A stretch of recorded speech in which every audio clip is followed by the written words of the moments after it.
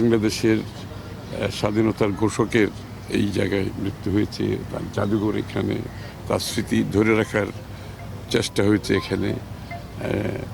এবং এটার গুরুত্ব এই জন্য আরও বেশি। একদিকে হচ্ছে এটা একটি হেরিটেজ প্রপার্টি, এটা আমাদের ধরে রাখা দরকার। আমাদের দেশের খুব বেশি হেরিটেজ প্রপার্টি দেশে কিন্তু নাই, যেগুলো আছে এগুলো আমাদের মেনটেন করা, ধরে রাখা দরকার।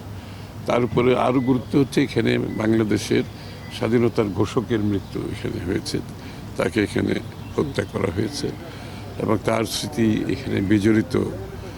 বাংলাদেশের সকল মানুষের হৃদয়ের একটা আবেগ ব্যাপার আছে, এই জায়গার একটা গাম্ভীর্যের ব্যাপার আছে, এই জায়গার একটা দৃষ্টিনন্দন অবস্থান আমাদের সৃষ্টি করার বিষয় আছে।